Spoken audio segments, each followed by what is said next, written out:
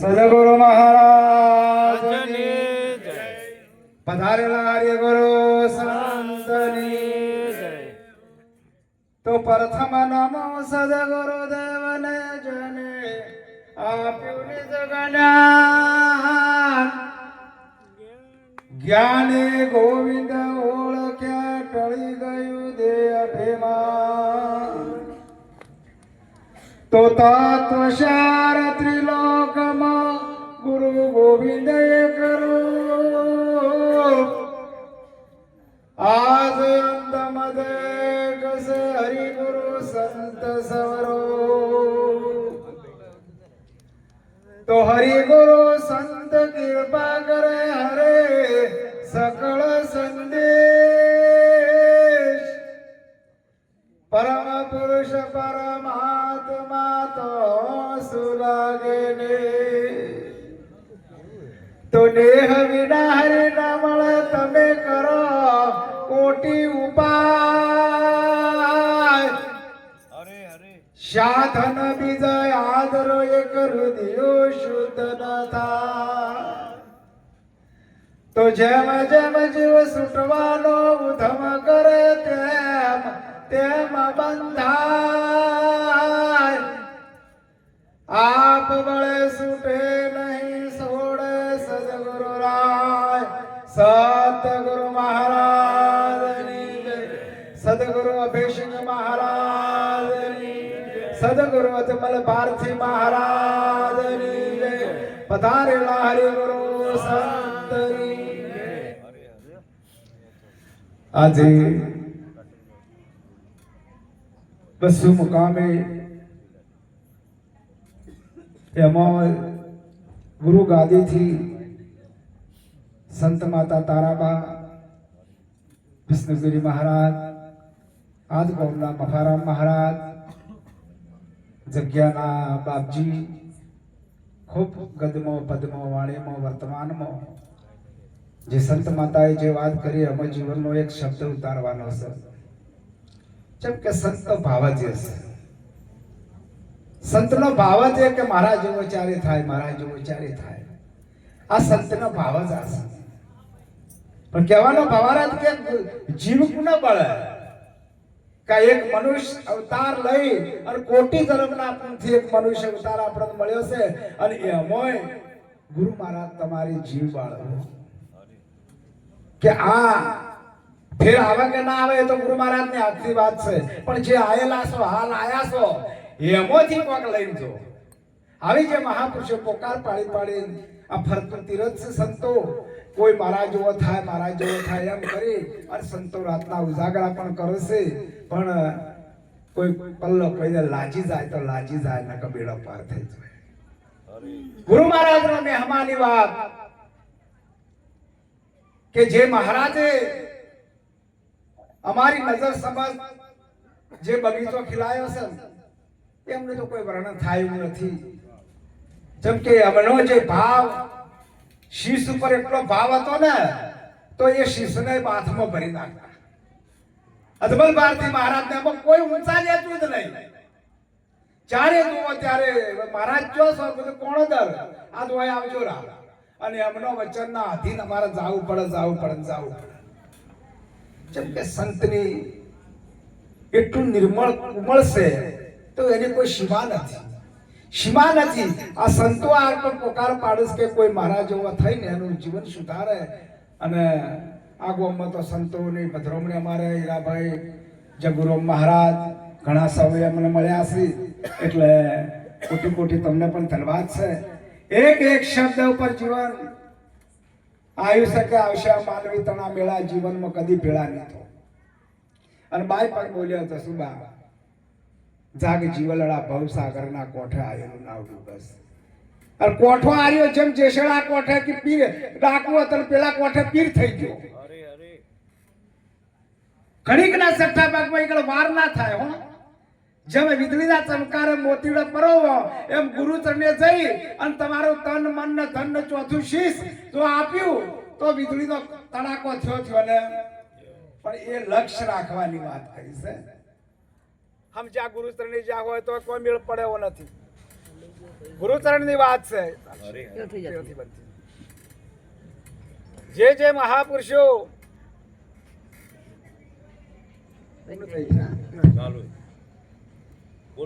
આપણા જીવનની વાત આપણે તો હાલ કીધું કે બાપનું નામ નથી જોણતો ને આગળ કુંડલી હશે નોમ તો રંભાનો પુત્ર પણ આગળ કુને નોમ લે બંદૂક ભરી બે નાળની નથી દારૂ કે દામ ભડાકો કરી શું પાળશો નથી તાચા નિશાન એ ગુરુ મહારાજના ચરણનો નિશાન છે. એમને એમ નથી. આ એ મહાપુરુષે જે બોલ્યા છે ને એના પર આપણે લક્ષ્ય રાખવાની વાત મહાપુરુષે. એ તો શોકી હલતું આપણે કોઈ ફરક પડવાનો નહીં. આપણે આકા પાછું કર્યું સીધું કરશે. એટલે એક શબ્દ ઉપર ગુરુ મહારાજનું જ્ઞાન છે અને આવી એક તિથિ ઉજવી એ પરિવારને પણ કોટી કોટી ધન્યવાદ છે કે આવા ભજન અમારા સંતો મહંતો આ જે સેવકો છે એમનો તો ભાવ ઘણો છે પણ કોઈ આવતા જ નથી. કોઈને ભજન ગમતું જ નથી. હમણાં ગોદરા હમણાં ખેલ આવ્યો હોય તો ભોય બે હોય અને ઉભા ઉભા જોવું પણ હોય ભજન બનાવ જેમ કે ભગત કોણ શું આવું છે. એટલે કીધું કે પેલા સંસારિયા કે ભગત રો ગોયલ ગેલા છે. તમે ગેલા ના કહો તો પ્રભુના ઘેર પહેલા છે. જેમ કે ભજનની વાત ભજન તો એક અલૌકિક છે. તમારા પોતાનું જ ભજન છે. બીજું કોઈ ભજન જ નથી. 4 મિલે 64 ખીલે વિસરે એક જોડ હરિજન સે હરિજન મિલે મિટી જાય લક્ષ કરોડ શિયાવર રામચંદ્ર. તો લક્ષ્ય રાશિ હોય ગુરુચરણે અને તારી તમે મસલી બેઠવા દો ને પેલો અર્જુન જોતો અને કદાચ આડાવડું તો આગળ પડી ના જાય. પણ એનું લક્ષ્ય શું હતું? પેલી ફરતી માછલી મો અને ઓયકડે ગુરુ મહારાજ તમને જ્ઞાન આપ્યું છે. હે મન વેધણું વાલાની સાથ મન એવા લો વિચાર્યા નવ વિસારે કે આઠે પોરે ઓળંબા મારા ઉરામ એ બીજી વાલી ન લાગે મને વાત મને એવા લો વિચાર્યા નવ વિસારે. આઠે પોર ને 32 ઘડી જો ગુરુ મહારાજ ને ન વિહારો એનું નામ ભજન કહેવાય.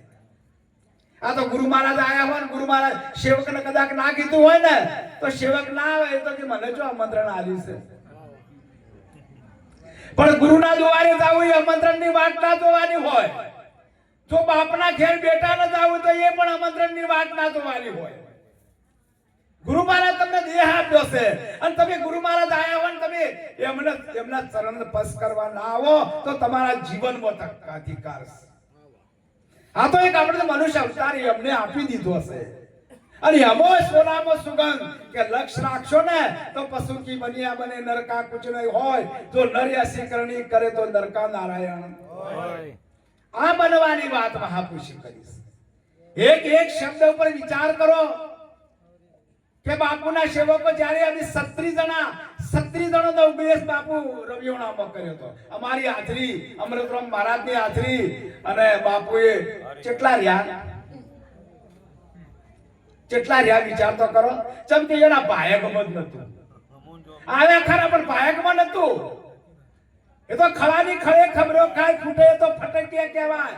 આવો ને જેસળ રાય આપણે પ્રેમ થકી મળીએ પૂરા સંત હોય તો તેને મળીએ. એક શબ્દ ઉપર આપણે તો ગુરુ જ્ઞાનની વાત કરી છે. તમે વિચાર કરો કે આ મુસ્લિમ ભાઈઓને કેટલું તટસ્થ ધર્મ છે. એક આપણું છોકરું હોય તો ગીતા પર સાતી હજી રાખી જાય. આપણે તો ગીતાનો શ્લોક કે આવડતો નહીં કોઈને ગીતા કર્મોય નહીં હોય. ભાઈઓ જ કાચો છે નહીં મેળ પડ્યો. જેમ કે આ જે વાત છે તમને પહેલી ગુરુ મહારાજ આપી દીધી છે અને કેળવણી ચોથી મળે પેલા માત પિતાના ખેતી મળે આપણે પછી સંત ગુરુ મહારાજ આપણો આખો જીવન આખું અમર બનાવી દે. અમર બનાયો રે આજ મને અમર બનાયો રે મારા સદગુરુ દીન દયાળ આજ મને અમર બનાયો રે. તમારે તો મરવાની વાત છે. જે ગુરુચરણી જાય મરવાની વાત નથી. આ તો ગુરુચરણી જાય હોય તો કે મને મરવાની જ ભોસે. હું આ જગુબાને કીધું હતું કે જગુબા કાઠું છે આજ બધાને કીધું તમે જો હું ચેડથી ગાડી લઈને આવું, કેમ કે અમારે થોડી શાંતિ થાય, પણ જે થાવું એ થાય, ભક્તિ કરતા જે થાવું એ થઈ જાય, એમાં કોઈ પરવા નહીં. પણ કહેવાને વાત કે વિશ્વાસની વાત, સંતો વિશ્વાસે કર્યા છે.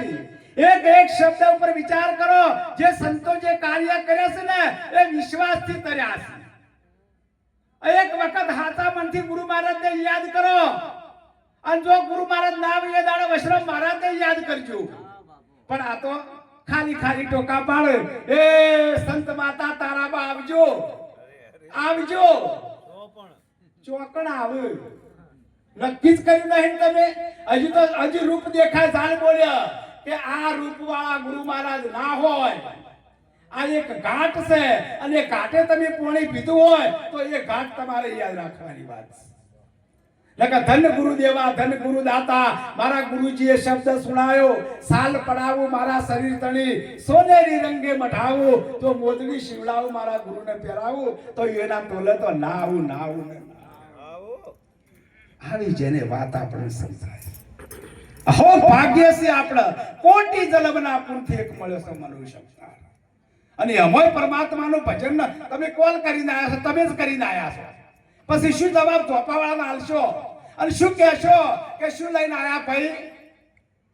અત્યારે એવા એવા પાસા કે જો હવે ફરો 84 લાખ કોઈની મોં, આ મહાપુરુષોની પરિકાષ્ઠા. માથું હલાવો ને, માથું રાજાની સભામાં બેઠા હતા, તે કોઈને માથું હલાવવું, રાજા આદેશ કર્યો, જો આ માથું હલાવ્યું તો તારું મસ્તક શેજી. બધી સભા બેઠી હતી. અમારા હાલ ભાઈ આપણે ટોપી વાળા ભાઈ બેઠા ને, માથું હલાવે છે ને, એટલે કોઈ સંત વિરલો બેઠો હતો મહાપુરુષ જેવો, એને રેવરોણું ના, જેમ કે જેને ખુમારી છે બધા રહેના, એટલે એને માથું હલાવી દીધું, અને રાજાની દ્રષ્ટિ એમના ઉપર પડી કે મહારાજ મારી જે રીત છે ને, મારા સદગુરુ મહારાજ મારા રોમે રોમે પ્રગટ છે, અને હું માથું ના લાવું ગુરુ મહારાજ નું નામ આવે તો. રાજા હતો ને એ અમને શબાશી આલી કે આ બધા કુડાસી, જેમ કે રાજાનો વચન મોન્યો, ગુરુનો વચન મોન્યો. ઓ તો તારામાં ને મોનો છો, ગુરુ તારામાં કોઈ એ નથી મોનતા તમે. આની જેને વાત સંતની વાત છે ને, એ સંતનું કોઈ વર્ણન તમે ન કરી શકો. સંત છે ને સંત જ રહે. પણ કહેવાના ભવારત કે આપણી દ્રષ્ટિમાંથી પિંડોળ ઉતારો તો પછી દેખાય ને કે પેલા હાથીને ઊંધો ચક્કર છે, આપણે એના જેવા પહાડ જેવા આપણે દેખાય, ત્યારે એ બિયાય છે. એટલે એ પ્રાણી બિયાય હાથી બજારમાં હેડે, ઘણા કૂતરા પાહતા હોય, ઘણા ભાઈઓ જોતા હોય, પણ એને પહાડ જેવા લાગે ને ઊંધો ચક્કર આવે. આમ સદગુરુ મહારાજ તમને તાણ્યા જ્ઞાન રૂપી ચક્ષુ આલી દીધી છે. એ અર્જુન, હું તને આ ઓખે નહીં દેખાઉં, એટલા માટે રણભૂમિમાં મધમાં લાયા હતા રથ. આ જંતમાં મધમાં બોલે એ વસ્તુ નામ નામ તું રાખ હૃદયમાં, કાઢ કળપના કાચી. આ કળપના કાચી કાઢવાની છે. હાલ બોલ્યા જંત્રી ભવાની દાસ, નહીં અને તત્વ નહીં અને તાર કે તત્વમાં ના આવે, આવે કહું તો કહેવાય ને, બોલે બાવન. તમે જોજો આમાં જંત્રીનો વગાડનારો કોણ છે? શેષ શકન ધૂન લાજન વચન રણુકાર. તમારી ધૂન લાગે ને એ હાડ પિંજરમાં નથી, એ 52 અક્ષરની 12મી વાત છે, એ 53માં ચોખ્ખર છે.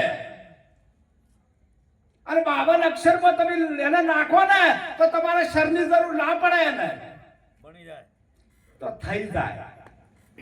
એવી જેની વાત સદગુરુ મહારાજ આપણને સમજાય છે કે તું તારા ને મારામાં કોઈ ફેર છે, અને તું ગુરુને જુદા ગણે તું એ જુદા ગણે તો નહીં મેળ પડે. આવી જેની વાત મહારાજે આપણને સમજાવી. એક એક શબ્દ ઉપર વિચાર કરો કે આપણને શું મળ્યું છે. આ અનમોલ પરાપસંતી ને મધ્યમો વેખરી, પરાપસંતી મધ્યમો વેખરી, એટલે આ પંચ પુતળામાં પરિભ્રમ પરમાત્મા બિરાજમાન છે.